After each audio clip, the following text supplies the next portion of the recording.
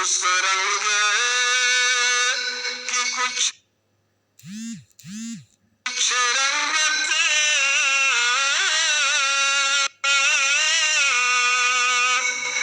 مجھے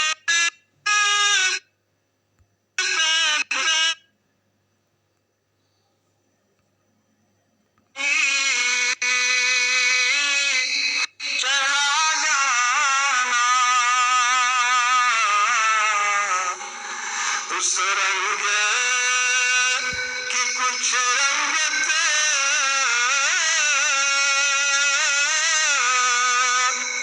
مجھے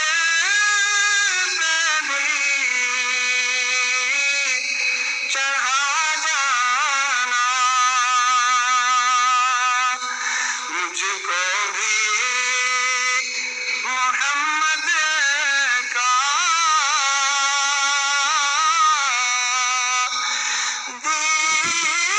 دیوانہ بنا جانا، جس خواب میں وہ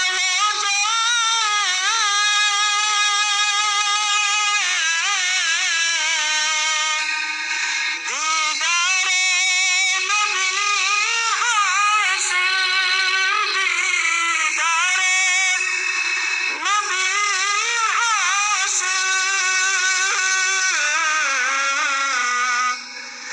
اے عشق کبھی مجھ کو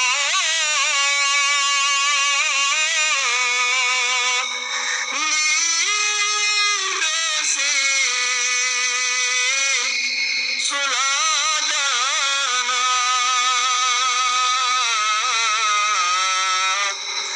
اے عشق کبھی مجھ کو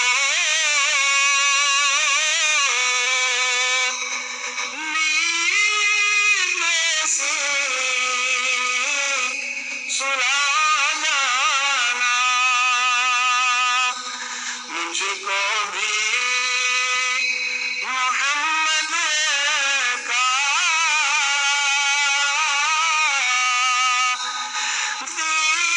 دیوانہ بنا جانا،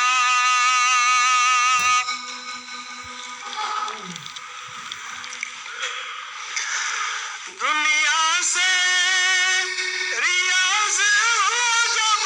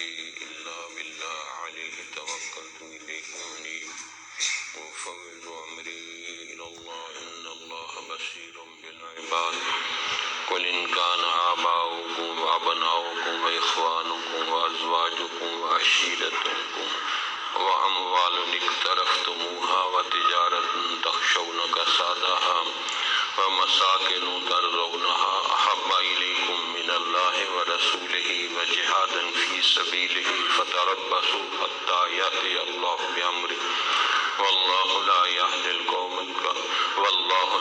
القوم الفاسقين قال النبي صلى الله عليه وسلم حب الدنيا رأس كل خطيئة أو كما قال صلى الله عليه وسلم محبت سے درشت اللهم صل على سيدنا محمد وعلى آل سيدنا محمد وبارك وسلم اللهم صل على سيدنا محمد وعلى آل سيدنا محمد وبارك وسلم اللهم صل على سيدنا محمد وعلى آل سيدنا محمد وبارك وسلم. آپ لوگوں نے دیکھا ہوگا کہ جب کسی مریض کا علاج کروایا جاتا ہے تو سب سے پہلے اس کی تشخیص کی جاتی ہے کہ اس کو کیا مرض لگا ہوا ہے. تو اس کے لیے نئے سے نئے طریقے نکلے ہیں، ٹیسٹ کروائے جاتے ہیں، الٹرا ساؤنڈ کرایا جاتا ہے. پہلے حکیم نبض دیکھتے تھے تو اس کے مرض کی تشخیص کی جاتی ہے. جب مرض ڈھونڈ لیتے ہیں، مرض کا پتہ چل جاتا ہے تو پھر اس کا علاج بہت آسان ہو جاتا ہے. تو اسی طرح اللہ تعالیٰ نے انسان کو بنایا اور اس کی خوبیاں خامیاں، اس کے سارے مسائل اللہ تعالیٰ کو پتہ ہے، اس کے علم ازلی میں ہیں یہ ساری باتیں. تو اللہ تعالیٰ نے ہمیں دنیا کھانے کمانے سے منع نہیں کیا، لیکن دنیا کی احبیت سے منع کیا ہے کہ اللہ رسول اور جہاد سے سب سے زیادہ محبت ہو، اس کے بعد کسی اور چیز سے ہو. تو یہاں گڑبڑ ہو جاتی ہے، اونچ نیچ ہو جاتی ہے کہ ہم کیونکہ دن رات دنیا کے اندر رہتے ہیں تو اس وجہ سے دنیا کی محبت زیادہ ہو جاتی ہے اور اللہ اور رسول کی محبت بہت نیچے چلی جاتی ہے، حتیٰ کہ اس کا احساس بھی نہیں رہتا کہ دنیا کی محبت کی وجہ زیادہ ہو گئی ہے.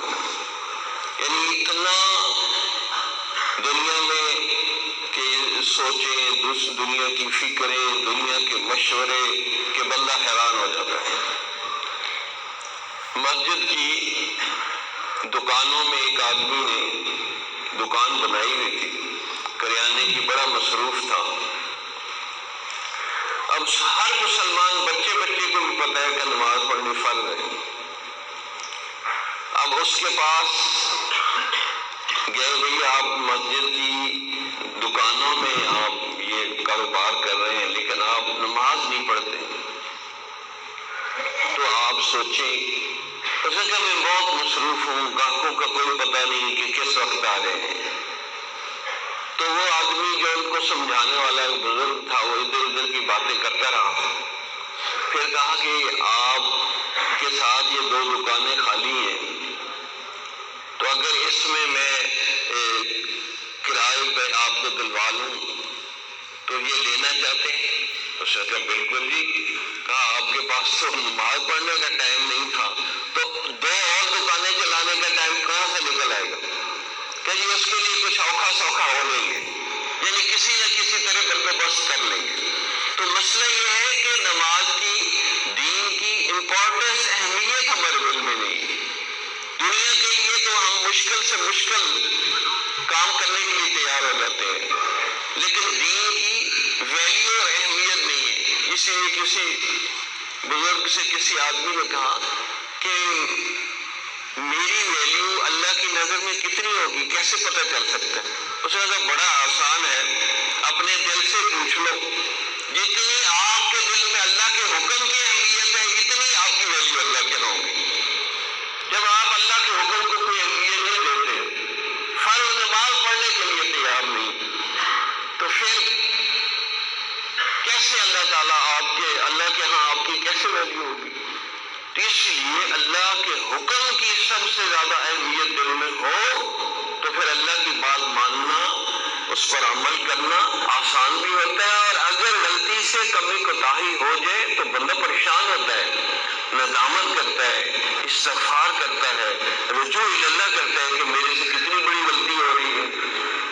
تو سب سے پہلے تشخیص یہی ہے کہ ہم دنیا کے ماحول سے ہو کے آئے ہیں، ہمارے دلوں سے یہ دنیا کی محبت، دنیا کی سوچیں نکلنی چاہیے، اور وہ اس طرح نکال سکتے ہیں۔ ابھی یہاں اب 2.5 دن کے لیے ہم آ گئے ہیں، کیونکہ دوپہر کو اتوار کی دوپہر کو دعا ہو جاتی ہے، 3 دن بھی پورے نہیں ہوتے۔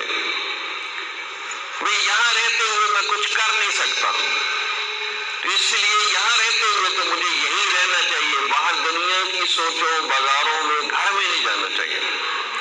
اگر یہ شروع ہی میں آپ کر لینا تو 2-2.5 دن میں اتنا اثر ہوگا کہ جس کی حد نہیں۔ ہم اپنا ایک میں ذاتی تجربہ شیئر کرتا ہوں آپ سے، اس سے آپ کو اور زیادہ اس بات کے سمجھنے میں آسانی ہوگی، کیونکہ واقعات سے بندے کو جلدی سمجھ آ جاتی۔ 1995 کی شاید بات ہے کہ ہم اجتماع میں آئے، اور اس وقت تھوڑے لوگ ہوتے تھے، 2-3 بسیں ہوتی تھی، تو میرے پاس کرائے کے پیسے تھے، تو وہ کسی کنڈکٹر نے میری جیب کاٹ لی۔ اب وہ سارا دن میرے دماغ میں وہی گھوم رہے ہیں کہ کیوں پیسے کاٹے، کیسے کاٹے، یہ کیا ہوگا ہمارے ساتھ۔ کوئی بیانوں کی طرف سے جو توجہ نہیں، کوئی اور سوچ ہی نہیں آ رہی تھی، بس وہی سوچ بار بار آ رہی تھی۔ تو ایک دن پھر حضرت کی صحبت میں رہے، حضرت صاحب کے بیانات سنے، اس کے ماحول میں رہے، تب وہ چیز ایک دن کے بعد دماغ سے نکلی کہ بھئی جو کچھ ہونا تھا وہ ہو گیا ہے، اب بار بار سوچنے سے وہ پیسے واپس تو نہیں آئیں گے، تو اس لیے جس کام کے لیے آئے اب وہ کام کرو۔ تو اسی طریقے سے انسان کے ساتھ مختلف واقعات رونما ہوتے ہیں، اب وہی واقعات دماغ سے نکلتے نہیں ہیں، اس لیے جب بندہ آئے نا 200 دفعہ تو کم از کم استغفار کر کے آئے، اور گھر والوں کو الوداع کہہ کے آئے کہ بھئی انشاءاللہ آ گئے تو پھر آپ کی بات سنیں گے، سمجھیں گے۔ اور نبی اکرم صلی اللہ علیہ وسلم نے جو طبیب اعظم ہے صلی اللہ علیہ وسلم نے بھی امت کے مرض کی تشخیص کی، حب الدنیا راس کل خطیئت، اور کما قال صلی اللہ علیہ وسلم کہ دنیا کی محبت ہر برائی کی جڑ ہے۔ دنیا کی محبت نکلے گی، دنیا کی دلچسپیاں نکلیں گی۔ اچھا پھر یہ سوال پیدا ہوتا ہے جی دنیا چھوڑ کے ہم کہیں جنگلوں میں چلے جائیں؟ بھئی جنگل میں جانے کا حکم نہیں ہے، قرآن نے طریقہ بتایا ہے کہ ترجیحات بدلو، بل تؤثرون الحیاۃ الدنیا والآخرۃ خیر وابقیٰ ان ھذا لفی الصحف الاولیٰ صحف ابراہیم وموسیٰ، کہ اپنی ترجیحات بدلو، یہ دیکھو کہ آپ کس چیز کو پریفر کر رہے ہیں، بلکہ تم دنیا کی زندگی کو ترجیحات میں شامل کرتے ہو۔ حالانکہ آخرت اچھی اور باقی رہنے والی ہے، اور یہ پہلے صحیفوں میں موسیٰ و ابراہیم کے صحیفوں میں بھی لکھا ہوا ہے۔ لیکن ہم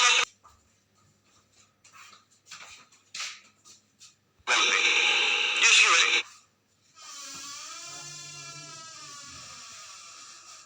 سے پریشان رہتے ہیں۔ اچھا کئی دوست آنا چاہتے تھے جی ہمیں یہ کام ہے، یہ کام ہے، یہ مصروفیات ہے، یہ سارے کام ٹھیک ہو جائے نا تو پھر ہم حضرت کو ملنے جائیں گے، اجتماع میں جائیں گے۔ میں نے کہا یہ تو بالکل ایسا ہی ہے کہ جیسے کوئی مریض کہے کہ میرا سر درد بھی ٹھیک ہو جائے، پیٹ درد بھی ٹھیک ہو جائے، بخار ٹھیک ہو جائے، پھر میں ڈاکٹر کو ملنے جاؤں گا، تو پھر اس کو ملنے کا کیا فائدہ؟ تو یہ بیماریوں کے علاج کے لیے ہی تو شیخ کے پاس اور اچھے مجلس میں اور اجتماع میں جاتے ہیں۔ اگر سارے مسئلے ٹھیک ہو گئے تو پھر ادھر آنے کی کیا ضرورت ہے؟ تو شیطان ایسی پٹی پڑھاتا ہے بندے کو کہ اس کو نا اچھی جگہ آنے سے بہت روکتا ہے، بار بار روکتا ہے، بار بار روکتا ہے، بس اس کے پاس ہیلے بہانے ہیں۔ ان کیدکن عظیم ہے، یہ عورتوں کے مکر کے بارے میں کہا، اور اللہ نے شیطان کے مکر کے بارے میں کہا کہ اس کا مکر ضعیف تو ہے لیکن وہ خناس ہے، کرتا بار بار ہے، تھوڑا ذکر کریں گے پیچھے ہٹ جائے گا، پھر آ جائے گا، پھر کوئی اور خوبصورت وسوسہ ڈالے گا، کوئی اور خوبصورت خوبصورت وسوسہ ڈالے گا. تو یہ جنگ لڑ کے ایسی جگہ پہ ہم آئے ہیں. اب یہ ہم نے یہاں سے زیادہ فائدہ اٹھانا ہے، اور زیادہ سے زیادہ فائدہ اٹھانے کا یہ طریقہ ہے کہ دل سے دنیا کی محبت کو کم از کم 2-3 دن کے لیے تو نکال لینا. اگر زیادہ نہیں نکالتے تو 2-3 دن دل دماغ کو خالی کر لیں. اور اس کا معیار یہ ہوتا ہے کہ کیسے ہوگا. ہمارے سلسلہ نقشبندیہ کے بہت بڑے امام اور بزرگ ہیں خواجہ عبید اللہ احرار رحمۃ اللہ علیہ، یہ بادشاہوں کے بھی پیر کہلاتے تھے. تو حضرت کا بہت کام تھا، کاروبار تھا. تو کسی نے آ کے بتایا کہ وہ بڑی کشتی جہاز جو آ رہا تھا وہ ڈوب گیا. تو حضرت نے ایسے تھوڑی سی سر جھکا کے دل کی طرف توجہ کی، کہا الحمدللہ رب العالمین. پھر کسی نے بعد میں آگے خبر دی کہ نہیں حضرت وہ کسی اور کا ڈوبا ہے، آپ کا تو جہاز جو ہے نا صحیح سلامت کنارے لگ گیا ہے. تو حضرت نے کہا الحمدللہ رب العالمین. تو کسی خادم نے پوچھا حضرت اتنا لاکھوں کروڑوں کا نقصان ہوا پھر بھی آپ نے شکر ادا کیا، اور وہ بچ گیا تو پھر بھی آپ نے شکر ادا کیا، تو یہ بات ہمیں سمجھ نہیں آئی. تو حضرت نے فرمایا بھائی جب نقصان کی مجھے خبر پہنچی تو میں نے اپنے دل کی طرف دیکھا کہ دل اللہ اللہ کر رہا ہے یا پریشان ہو گیا. تو دل کی سلامتی پہ کہ وہ اللہ اللہ کر رہا ہے، میں نے دل کی سلامتی پہ الحمدللہ رب العالمین پڑھی. اور جب پتہ چلا کہ نہیں وہ نقصان بچ گیا ہے، فائدہ ہوا ہے، پروفٹ ہوا ہے، تو میں نے پھر دیکھا دل کو کہ دل کو کوئی خوشی تو نہیں ہوئی کہ اتنا مال پیسہ مل گیا. تو میں نے دیکھا دل پھر اللہ اللہ کر رہا ہے، وہ اللہ کی مستی میں مست ہے. پھر میں نے دل کی سلامتی کے اوپر دوبارہ کہا الحمدللہ رب العالمین.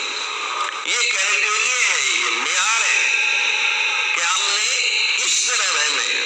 اب یہ چیز تو پھر ذکر فکر کریں گے، مراقبے کریں گے، مختلف چیزیں کریں گے تو بات بنے گی. ایسے خود بخود تو نہیں یہ چیز اندر سے نکلے گی. تو مشائخ کی صحبت اسی لیے ہوتی ہے. ہم نے یہ بھی تجربہ کیا کہ 2-3 دن مشائخ کی صحبت میں رہے نا، ایسا ایسا دنیا کے خیالات دوسری چیزیں بھولنی شروع ہو جاتی ہیں. حتیٰ کہ ایک ایسا وقت آتا ہے بیانات توجہ سے سنیں، ان کو لکھتے رہیں کہ وہ بار بار ہر چیز تھوڑے عرصے کے لیے بندے کو بھول ہی جاتا ہے. لیکن آج کل نہیں بھولتا. اس کی وجہ یہ ہے کہ دنیا کی پوری کریم نکال کے موبائل ٹچ موبائل میں رکھی ہوئی ہے، وہ بھول ہی نہیں دیتا. تو اس سے یہ پھر زیادہ فائدہ بھی نہیں ہوتا. اسی لیے فرمایا وَاذْكُرِ اسْمَ رَبِّكَ وَتَبَتَّلْ إِلَيْهِ تَبْتِيلًا. یہی نہیں کہا کہ ذکر کرو، یہ کہا